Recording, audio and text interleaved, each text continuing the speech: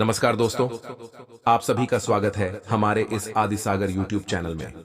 दोस्तों, पति की मौत के बाद पत्नी को ससुर ने अपने घर से निकाल दिया और फिर जब वही बहू पूरे 8 सालों के बाद एक बड़ी कलेक्टर ऑफिसर बनकर अपने ससुराल पहुंची।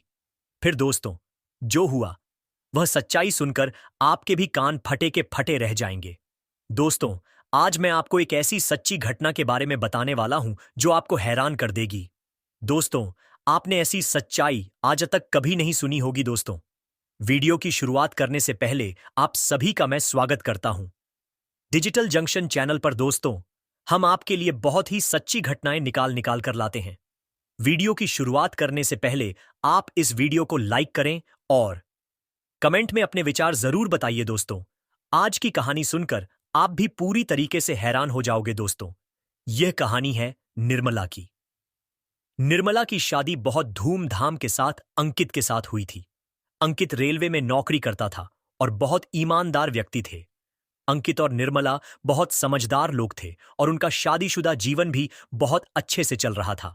अंकित निर्मला का बहुत ध्यान भी रखता था और निर्मला के सास ससुर अपनी बहू से भी बहुत प्यार करते थे। उनकी शादी को पूरे 2 वर्ष हो जाते हैं।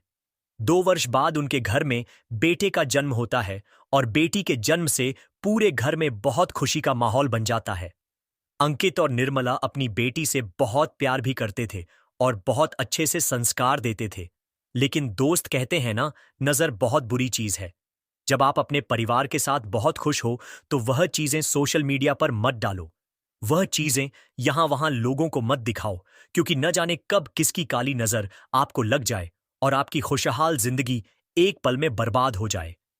ऐसा ही कुछ हुआ निर्मला के साथ एक रात। अंकित उसे अपनी ड्यूटी खत्म करने के बाद रात के करीब 2 बजे अपनी कार से अपने घर की ओर आ रहा था। तभी एक तेज रफ्तार ट्रक बहुत ही तेज गति से अंकित की कार को टक्कर मार देता है। वह ट्रक ड्राइवर बहुत ज्यादा नशे में था, इसीलिए वह अपने ट्रक को नियंत्रण नहीं कर पाता। अंकित खुद को बचाने की बहुत कोशिश करता है, लेकिन वह अंत में उस ट्रक ड्राइवर की चपेट में आ जाता है और एक्सीडेंट इतना भयानक होता है कि मौके पर ही अंकित की मां ही मौत हो जाती है। आसपास के लोगों ने अंकित को अस्पताल पहुंचाकर उसकी जान बचाने की बहुत कोशिश करी, लेकिन वह सभी लोग असफल रहे। जब यह खबर अंकित के परिवार वालों तक पहुंची तो सभी की आंखें फटी की फटी रह गई। वह सब यह खबर सुनकर वहीं फूट फूट कर रोने लगा। पूरा परिवार रोते रोते अस्पताल पहुंचा, लेकिन डॉक्टरों ने जब अंकिता की खबर सबको सुनाई तो सब वहीं के वहीं फूट फूट कर दी। कुछ समय बाद जब अंकिता का अंतिम संस्कार हुआ तब निर्मला बहुत अकेली पड़ गई थी। उसकी बातें सुनने वाला कोई नहीं था, कोई भी उसके साथ नहीं खड़ा था। लोगों का कहना यह था कि अंकित तो एक बहुत ही अच्छा लड़का है, हो ना हो उसकी पत्नी या उसकी बेटी में से कोई एक ना एक उसके लिए अशुभ साबित हुआ है और इसी कारण अंकित की जान चली गई। लोग निर्मला को मनहूस सुना रहे थे, लेकिन अंकित के जो माता पिता थे वह भी लोगों को चुप नहीं कर रहे थे। उन्हें भी उनकी बातों पर भरोसा होने लग गया था। उन लोगों का यह रवैया देखकर अंकित के परिवार वाले भी उनकी बातों में आ गए थे और वह भी निर्मला पर बहुत ज्यादा गुस्सा करने लगे थे। उनका कहना भी यही था कि हो ना हो तुम ही मेरे बेटे के लिए मनहूस साबित हुई हो। लेकिन निर्मला उस समय यह सारी बातें नजरअंदाज कर देती हैं। उसे लगता है कि हो सकता है सब जनों ने गुस्से में ऐसा बोल दिया हो। फिर अगले दिन निर्मला जब सुबह उठती है तो उसके सास ससुर घर के सभी लोगों को इकट्ठा करते हैं और निर्मला को घर से निकल जाने को कहते हैं। उनका कहना है कि अब जब हमारा बेटा ही नहीं रहा तो हम उसकी पत्नी को यहां रखकर क्या करें। वह निर्मला से कहते हैं कि तुम अपनी बेटी को लेकर यह घर छोड़कर यहां से चले जाओ। निर्मला अपने परिवार वालों की यह बातें सुनकर हैरान हो गई। उसे सबकी बातों पर यकीन नहीं हो रहा था, क्योंकि वह इन सभी को अपना परिवार मानती थी और वह सभी भी निर्मला के साथ बहुत अच्छा बर्ताव करते थे। लेकिन आज अंकित की मौत के बाद उन लोगों ने उसकी पत्नी को घर से जाने को कह दिया। निर्मला ने बहुत हिम्मत से कहा, मुझे यहां से मत निकालो, ये मेरे पति का भी घर है, मैं अपनी छोटी सी बेटी को लेकर कहां जाऊंगी। लेकिन अंकित के परिवार वाले कहते हैं, हम यह सब नहीं जानते, तुम हमारे बेटे के लिए मनहूस हो, तुम अपने बेटी को लो और यहां से निकल जाओ, हमें अब तुम्हारी कोई जरूरत नहीं है, ना ही अब हम तुझे आगे पाल सकेंगे। निर्मला जब अपने सास ससुर के मुंह से यह बातें सुनती है तो वह पूरी तरीके से वहीं टूट जाती है। उसकी आंखों से आंसू नहीं रुकते। वह अपनी बेटी को उठाती है और वहां से जाने लगती है। निर्मला की बातों का, उसके आंसुओं का और उसकी बेटी के भी आंसुओं का परिवार वालों पर कोई असर नहीं हो रहा था। सभी परिवार वाले उसे वहां से भगाने पर तुले थे और सभी का यही कहना था कि अब हम तुम्हें और सहन नहीं कर सकते। तुम हो, तुम्हें घर में रखेंगे तो ना जाने हमारे साथ और क्या क्या घटनाएं होंगी। तुम यहां से चले जाओ, वही सबके लिए अच्छा है। निर्मला ने अपने ससुर से अंतिम विनती करी और कहा, बाबूजी, क्या मैं सच में यहां से चली जाऊं? तब निर्मला के ससुर गुस्से में कहते हैं, पूछ क्या रही है? चुपचाप अपनी बेटी को और अपने बोरिया बिस्तर को उठा और यहां से निकल जा। तब निर्मला सभी से कहती है, ठीक है, आज आप सभी मुझे गुस्से में मनहूस कहकर यहां से भगा रही हूं, लेकिन एक दिन यही मनहूस औरत इतना बड़ा नाम कमा कर आएगी कि आप सभी मेरे पैरों में गिरकर माफी मांगोगे, तब भी मैं आप सभी को माफ नहीं करूंगी। सभी लोग निर्मला की बातों पर हंसने लगते हैं और उसे कहने लगते हैं, चुपचाप अब यहां से निकल जा। निर्मला अपना बोरिया बिस्तर बांध लेती है, अपनी बेटी को अपनी गोद में उठाती है और वह घर छोड़कर वहां से निकलने लगती है। निर्मला अपनी बेटी को लेकर वहां से निकल जाती है, लेकिन अब वह बिल्कुल भी मायूस नहीं थी। उसे अपने पति के खोने का गम तो बहुत था, लेकिन अब उसके अंदर एक बदले की आंख जल चुकी थी। जिस प्रकार से उसके ससुराल वालों ने उसका और उसकी बेटी का अपमान कर कर उन्हें मनुष्य ठहराकर अजगर से निकाल लिया। निर्मला को इन सभी बातों का बदला लेना था और वह यह ठान चुकी थी कि अब मैं अगले कुछ सालों में इतनी बड़ी हस्ती बनकर आऊंगी कि यह सभी मेरे पैरों में गिरने पर मजबूर हो जाएंगे। ससुराल वालों की बातें उसके दिल में बहुत बड़ा असर कर चुकी थी, लेकिन अब निर्मला के पास कहीं जाने का कोई रास्ता नहीं था। वह मायके भी नहीं जा सकती थी क्योंकि उसके परिवार वाले कोई नहीं थे। परिवार वालों की इतनी क्षमता भी नहीं थी कि वह उसे पाल सके। इसलिए वह गांव के ही चौराहे पर अपनी बेटी के साथ रात बिताती है। वहीं बैठकर बस स्टैंड पर सो जाती है। निर्मला के पास थोड़े बहुत पैसे थे, जिससे उसने अपने और अपनी बेटी के लिए थोड़ा बहुत खाने का सामान ले लिया था और थोड़े बहुत बिस्किट और खाना खाकर उन दोनों ने बस स्टैंड पर ही रात बिताने थी। जब सुबह हुई तो निर्मला एक मंदिर के बाहर जाकर प्रसाद खाकर अपना और अपनी बेटी का पेट भर देती है। फिर निर्मला वह गांव छोड़कर अपने पास के शहर आ जाती है। वहां पर निर्मला अपने लिए एक प्राइवेट नौकरी की तलाश करती है। वह ठीक ठाक पढ़ी लिखी थी, इसीलिए उसे एक प्राइवेट जॉब मिल जाती है और उसी शहर में निर्मला अपने और अपनी बेटी के लिए एक छोटा सा किराए का कमरा ले लेती है। निर्मला जैसे तैसे नौकरी कर कर अपने कमरे का किराया भरती थी और अपना और अपनी बेटी का जीवन गुजार रही थी। निर्मला सुबह से शाम तक नौकरी पर जाया करती, अपनी बेटी को भी ऑफिस में साथ लेकर जाती, अपनी बेटी को भी संभाल और ऑफिस का भी थोड़ा बहुत काम करती और शाम को घर आ जाया करती थी। लेकिन इन हालातों से निर्मला संतुष्ट नहीं हो रही थी। वह ठान चुकी थी कि उसे कोई ऐसा काम करना है जिससे वह अपना बहुत बड़ा नाम कमा सके। निर्मला के लिए यह एक नया जीवन था जिसकी अब वह शुरुआत करने का सोच रही थी। वह कुछ महीने नौकरी कर कर अपने लिए थोड़ा बहुत पैसा जमा कर लेती है।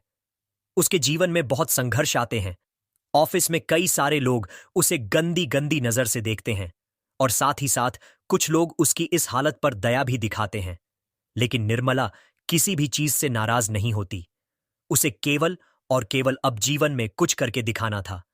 इसीलिए वह इन सारी मुसीबतों को हंसते हंसते सह जाती है। एक दिन की बात है, निर्मला अपने ऑफिस में फाइलें समेट रही थी और थोड़ा बहुत काम कर रही थी। तभी उसके ऑफिस का एक अच्छा व्यक्ति जो काफी समझदार था, काफी पढ़ा लिखा था और बहुत सीनियर था, वह आकर निर्मला से बोलता है, तुम इतनी पढ़ी लिखी हो, तुम पर अपनी बेटी की पूरी जिंदगी की जिम्मेदारी है, तुम कोई अच्छी नौकरी क्यों नहीं कर लेती? तब निर्मला उससे कहती है कि मुझे अभी कुछ महीने अपनी बेटी के लिए कुछ पैसे जमा करने हैं। इसके बाद मैं सरकारी नौकरी की तैयारी करना चाहती हूं और पढ़ लिख कर एक बहुत बड़ी पुलिस अफसर बनना चाहती हूं। वह व्यक्ति बहुत अच्छा था। वह निर्मला से कहता ही, तुम अपनी बेटी की चिंता मत करो। इसकी स्कूल की जो भी फीस होगी, इसका जो भी खर्चा होगा, वह मैं के लिए तैयार हूं। लेकिन तुम अपने सपनों के पीछे भागो। तुम्हारे साथ जिन लोगों ने भी बुरा किया है, तुम्हें उन लोगों से बदला लेना होगा, उन लोगों को सबक सिखाना होगा। तुम अपने पैरों पर खड़ी होने की तैयारी करो। वह व्यक्ति बहुत अच्छा होता है, ईमानदार होता है।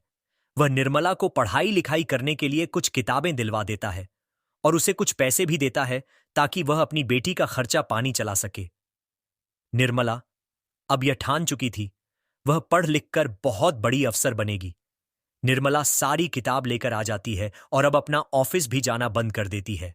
सुबह से रात तक निर्मला केवल और केवल अपना ध्यान पढ़ाई में लगाती है और कुछ ही महीनों के बाद वह अपनी मेहनत के दम पर सरकारी परीक्षाओं को पास कर लेती है और पूरे जिले में दूसरा स्थान हासिल कर सभी को हैरान कर देती है। निर्मला की इस सफलता से उसके ऑफिस का पूरा स्टाफ बहुत खुश था, खासकर वह सीनियर अधिकारी जिसने निर्मला की मदद करी थी। निर्मला खुद जाकर उसे बहुत बहुत धन्यवाद कहती है और उसने जो निर्मला की मदद करी थी उसके लिए निर्मला उनसे वादा करती है कि जिंदगी में कभी भी आपको मेरी कोई भी मदद की आवश्यकता लगे तो मैं हमेशा आपके लिए उपलब्ध रहूंगी। निर्मला एक बहुत बड़ी सरकारी पुलिस अधिकारी बन गई थी और कुछ ही महीनों के बाद उसके पास अपनी पोस्टिंग का पत्र आ जाता है और पत्र पढ़कर निर्मला की आंखें फटी की फटी लह जाती है, क्योंकि वह पत्र था उसकी पोस्टिंग का और उसकी पहली पोस्टिंग राजस्थान के उसी भरमौर जिले में हुई थी जहां उसका ससुराल था। और जब निर्मला देखती है कि वह उसी जिले की एक कलेक्टर ऑफिसर बन चुकी है तो यह देखकर उसकी आंखों में चमक आ जाती है। वह समझ जाती है कि अब उसके बदले का समय आ चुका है। निर्मला अब अपने उस जिले की सबसे बड़ी पुलिस अफसर बन चुकी थी और उसने मन ही मन यह ठान लिया था कि अब वह उन सभी लोगों से बदला लेकर रहेंगी जिन्होंने उसका और उसकी बेटी का अपमान किया था। लेकिन निर्मला को यह भी पता था कि इस रास्ते में बहुत कठिनाइयां आएगी। उसे बदला लेना था, वह ठीक है, लेकिन वह अब एक सरकारी ऑफिसर बन चुकी थी। उसे अपने बदले के चक्कर में किसी को नुकसान नहीं पहुंचाना था। निर्मला अपनी बेटी के साथ सरकारी गाड़ी में बैठकर अपने गांव के लिए निकल जाती है। जैसे ही निर्मला की गाड़ियों का काफिला गांव में पहुंचता है, गांव वालों की आंखें फटी की फटी रह जाती हैं। वह जब निर्मला को देखते हैं तो हैरान हो जाते हैं। गांव में चारों ओर बातें होने लगती हैं कि निर्मला, जो 8 साल पहले यह गांव छोड़कर चली गई थी, जिसे ससुराल वालों ने का दिया था, वह इस जिले की कलेक्टर ऑफिसर बनकर लौटी है। गांव में लोग हैरान हो चुके थे और गांव वालों में यही चर्चे हो रहे थे। लेकिन निर्मला के आने की यह खबर पूरे गांव में आग की तरह फैल चुकी थी। लेकिन सभी को इंतजार था कि निर्मला कब घर पहुंचेगी। जब यह बात घूमती घूमती निर्मला के ससुराल वालों तक पहुंच जाती है तो यह सभी लोग हैरान हो जाते हैं। उन्हें जब पता लगता है कि एक विधवा औरत बिना किसी के सहयोग के एक कलेक्टर ऑफिसर बन चुकी है और ऑफिसर बनकर इसी जिले में आई है, तो उसके सास ससुर की आंखें फटी फटी रह जाती हैं। वह समझ नहीं पाते कि निर्मला ने आखिर यह कैसे कर दिखाया। निर्मला जब अपने पुलिस थाने में पहुंचती है तो वहां पर उसका स्वागत होता है और फिर वह जब अपने सरकारी बंगले में पहुंचती है तो वहां पर भी उसका भव्य स्वागत होता है और सभी लोग निर्मला के ऑर्डर का इंतजार करने लगते हैं। तभी निर्मला सभी के साथ अच्छे से बर्ताव करती है और सभी को धन्यवाद कहकर वहां से जाने को कह देती है। जब निर्मला अपनी बेटी के साथ अपने घर में ही होती है, वह अपने घर में बालकनी में बैठकर चाय पी रही होती है। तभी सिक्योरिटी गार्ड वाला निर्मला के पास आकर कहता है, मैडम, दरवाजे पर कुछ लोग आए हैं जो आपसे मिलना चाहते हैं। निर्मला उन्हें कहती है, अंदर भेज दीजिए। जब निर्मला हॉल में जाकर देखती है तो जो लोग उससे मिलने आए होते हैं वह कोई और नहीं होते, वह उसके ससुराल वाले होते हैं जो उससे मिलने आए थे। जैसे ही निर्मला उन सभी लोगों के सामने जाकर खड़ी होती है, निर्मला को देखकर सभी लोगों के पैर कांपने लगते हैं।